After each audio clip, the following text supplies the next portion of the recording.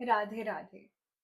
कभी आपने नोटिस किया है कि हम में से बहुत से लोग बहुत हार्ड वर्क करते हैं लेकिन पीस के साथ कभी काम नहीं कर पाते। हम पढ़ते हैं लेकिन रिजल्ट की टेंशन होती है। हम जॉब करते हैं लेकिन प्रमोशन की टेंशन होती है। बिजनेस करते हैं तो सेल्स और प्रॉफिट की टेंशन होती है। और सोशल मीडिया पर कुछ पोस्ट करें तो बार बार चेक करते हैं कितने व्यूज आए, कितने लाइक्स आए। हम काम तो कर रहे हैं लेकिन हमारा माइंड कॉन्स्टेंटली रिजल्ट के पीछे भाग रहा है। तो क्या हार्ड वर्क ही इनफ है? भगवत गीता में कृष्ण कहते हैं, योगा कर्माशु कौशलम। Yoga is skill in action. इसका मतलब हम समझते हैं कि श्री कृष्ण ने योग को एक स्किल क्यों कहा है। So let's get started.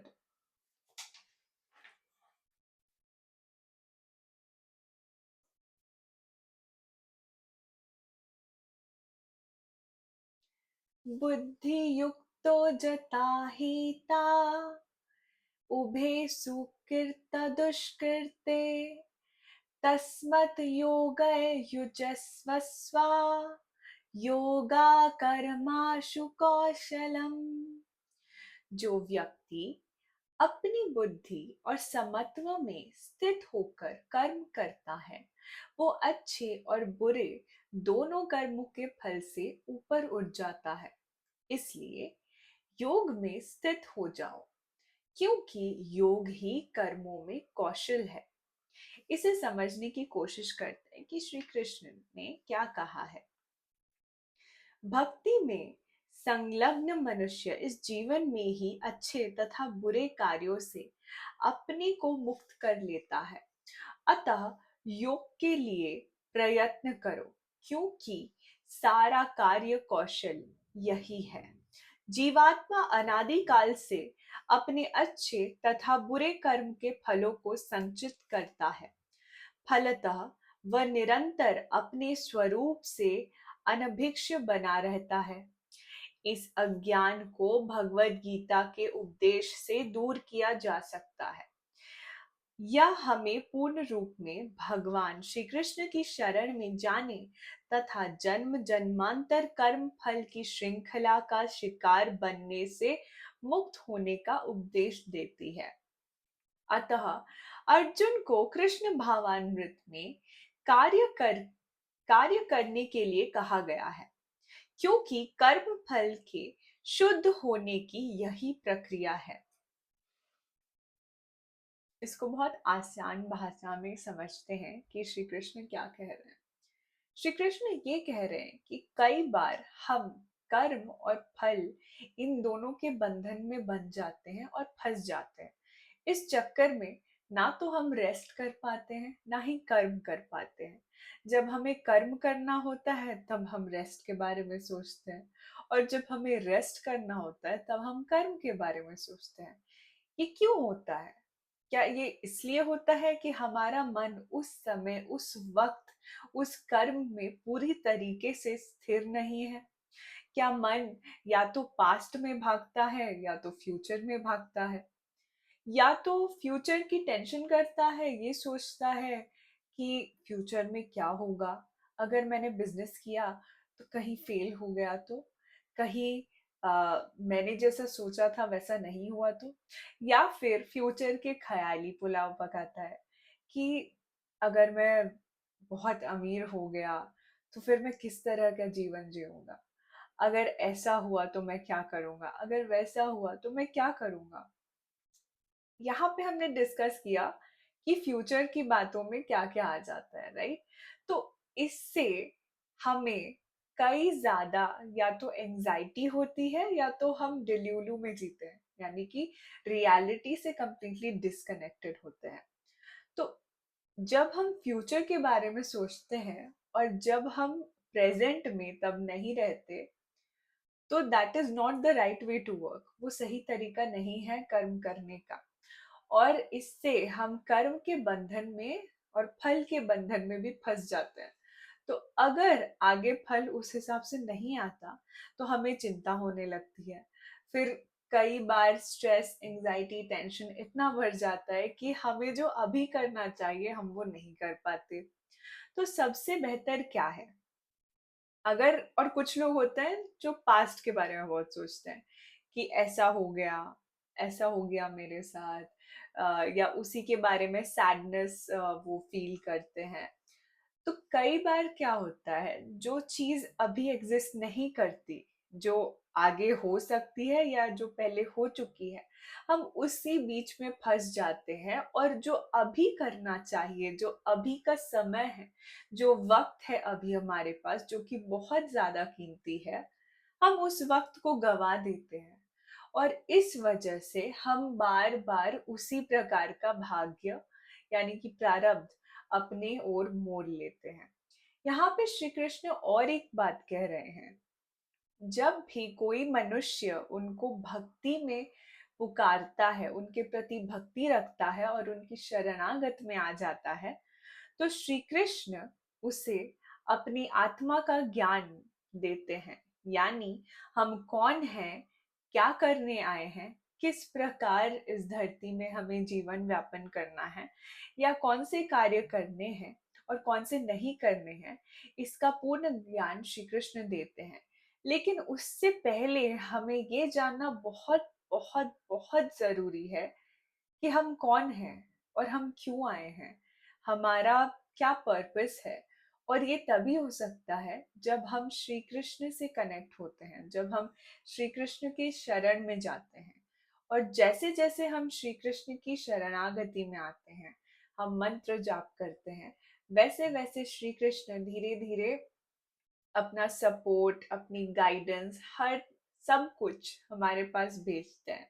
जो हमारे लिए सही है, जो हमारे लिए गलत है, उससे हमारा बचाव करते हैं। तो इसीलिए ज्यादातर मनुष्यों को नाम जप करने के लिए कहा जाता है, क्योंकि मनुष्य जीवन बहुत दुर्लभ है।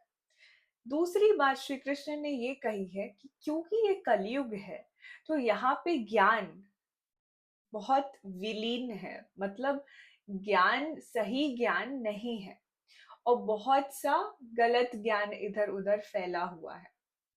तो इस वजह से भी श्री कृष्ण कहते हैं, जब हमें अपना आत्मज्ञान ही नहीं है, जब हमें इस बात का ज्ञान ही नहीं है कि हम यहाँ क्यों आए हैं, हम किसके अंश हैं, हम हमारा कर्म क्या होना चाहिए, हमारा स्वधर्म क्या है, तो हम सही डिसीजन अपने लाइफ में कैसे ले पाएंगे। इसी वजह से भगवत गीता का अध्ययन करना, यानी कि भगवत गीता को सुनना या पढ़ना या सही गुरु से इसको ग्रहण करना बहुत जरूरी है। और जहां तक हमने बात की थी पहले कि यहाँ पे गुरु कोई भक्त भी हो सकता है जो खुद शरणागति में है श्री कृष्ण के, क्योंकि फिर वो जो भक्त है वो श्री कृष्ण का माध्यम बन जाता है। तो श्री कृष्ण जो भी ज्ञान देना चाहे उसके थ्रू उस ज्ञान को वो फ्लो करते हैं, है ना। अच्छा, तो और एक चीज है जो श्री कृष्ण कह रहे हैं कि अम, कि जब हमें इस बात का ज्ञान होता है कि हमें श्री कृष्ण की शरणागति में चले जाना ही हमारे लिए सबसे बेस्ट है, क्योंकि श्री कृष्ण ही हमें सबसे बेस्ट गाइडेंस दे सकते हैं, तभी हम जन्म और मरण के जो साइकिल है उससे बाहर निकल सकते हैं। या फिर जो भी हमने कर्म अपने पिछले जन्मों में किया है, वो सारा कर्म का फल हमें भुगतना पड़ेगा अगर हम श्री कृष्ण के शरण में नहीं गए। तो अगर हम श्री कृष्ण के शरण में चले जाते हैं, तो जो भी हमारे पहले के प्रारब्ध हैं वो सब कैंसिल हो जाते हैं। जैसे अगर हमने कोई बुरे कर्म किए या हमने कोई अम, ऐसे कर्म किए जिसका रिजल्ट बहुत ज्यादा बुरा हो सकता है इस जीवन में, लेकिन अगर उससे पहले हम भगवान की शरण में चले गए ये कहकर कि प्रभु मैं नहीं जानता कुछ, मुझे कुछ भी नहीं पता है, केवल आप ही हैं जो सब जानते हैं और आप ही मुझे चलाएंगे, और उनकी शरणागति में, उनकी भक्ति में जब हम विलीन हो जाते हैं, तब ना तो हमारे जो मन से और हमारे जो लाइफ से जितना भी बर्डन है वो चला जाता है।